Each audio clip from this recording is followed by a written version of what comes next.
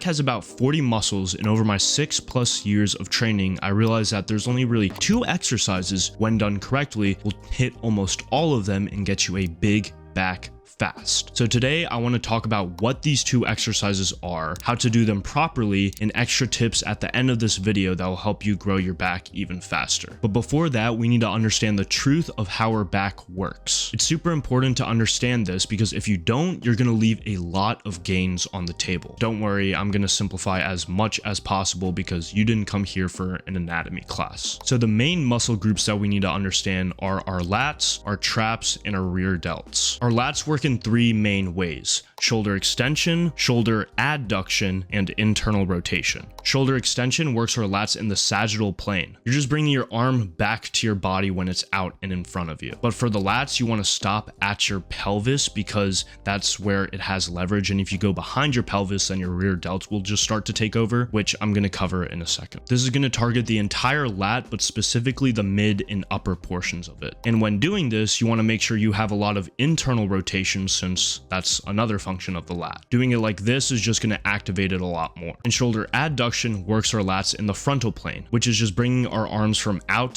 to in the side. This is going to mainly target our iliac lat and our teres major and minor, otherwise known as our lat helpers. And now we're on to the traps. The primary function of this is scapular elevation, retraction, and depression, which we don't really need to worry about the last one. That's more for mobility and longevity stuff. Scapular elevation works our traps in the frontal plane and brings our shoulders up, which is going to target more of our upper trap. Scapular retraction is working our traps in the transverse plane, which is going to bring our shoulders back. This is going to focus on the mid trap, but also your upper trap as well. And now we're on to the rear delts. The function of this muscle group is shoulder extension, horizontal abduction, and external rotation. I talked about shoulder extension earlier with the lats, but if we want to focus more on the rear delts, when our arm goes behind our body, it's going to activate more of that. And if you do this with more external rotation, it's also going to target the rear delts a lot more. And then we have horizontal abduction, which works in the transverse plane. Your arm is being moved horizontally away from your body. This is going to involve some of your trap, but if you're doing it right, you can almost isolate the rear delt completely. Basically, all of our back muscles work together, but once you start searching for the truth, you realize that there's a lot more devils in the detail than you realize. And now that you understand how your back works, you're able to make these small adjustments on your exercises that allows you to target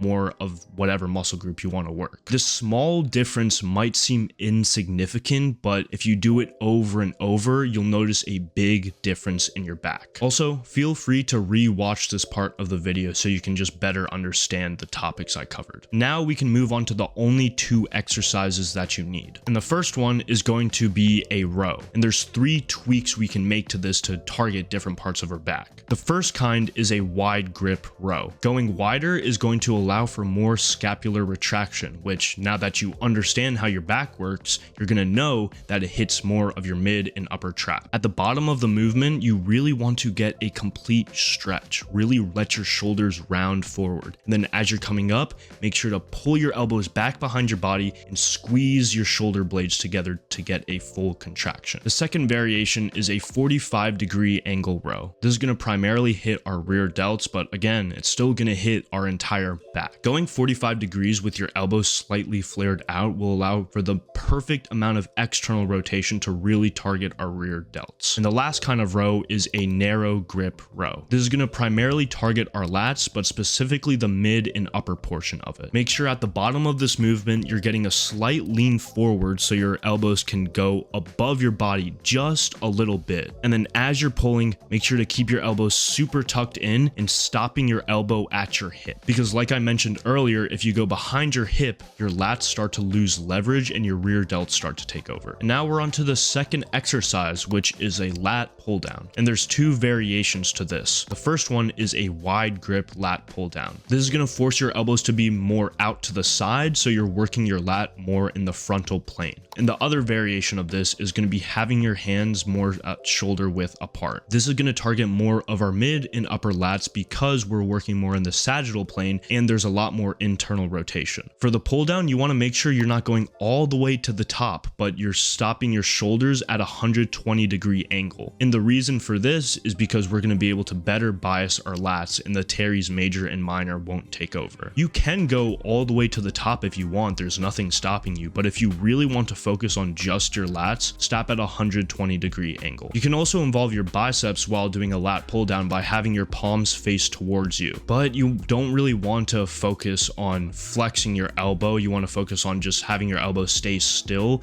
which is too complex. It's not that complex, but this isn't a video to talk about, but I'll just show two different variations of what I'm trying to say. So those are literally the only two exercises you need for a massive back. You can overcomplicate things. I low-key did overcomplicate it, but it's not that complicated once you understand it. You just don't need to do a bunch of movements in the gym. Sure, doing some lat pullovers and rear delt flies and whatever the fuck is great for growing your back, but just focusing on these two movements and getting stronger each time you do it is what's truly going to grow your back. And for both the rows and lat pull downs, you really only need to do 2 sets between 6 to 12 reps. I would recommend staying in the 6 to 8 rep range, but some people respond better to a little bit more volume. Just play around with it and see what works best for you. Okay, now I'm just gonna shotgun fire a bunch of tips that will help you grow your back faster. Wear wrist straps because that's gonna take your grip out of the equation and really allow you to focus on working your back and not your forearms. You wanna make sure the tempo is right while doing this movement. Stop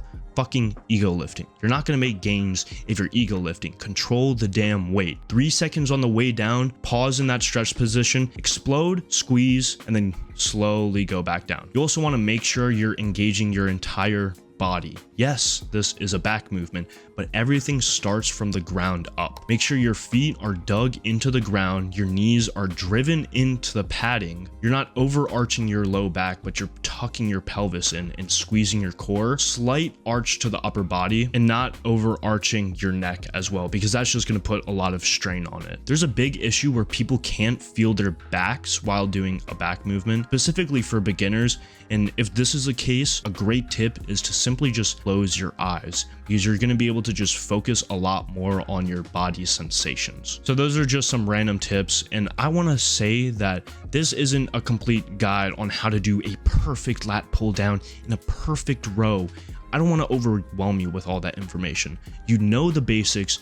Get started on it, focus on these 2 movements and the different variations. Plus, this video would be way too fucking long. But honestly, all of this stuff that I just told you won't even matter if you're not doing one thing right. When we're working out, we're creating small micro tears in our muscles so that they come back bigger and stronger. But they can only do this if you're recovering properly. So if you want to learn how you can optimize your sleep and recovery, just click on this video right over here. I made a quick scientific guide on how you can improve this. That's all from me, and of course remember to stay curious and aware.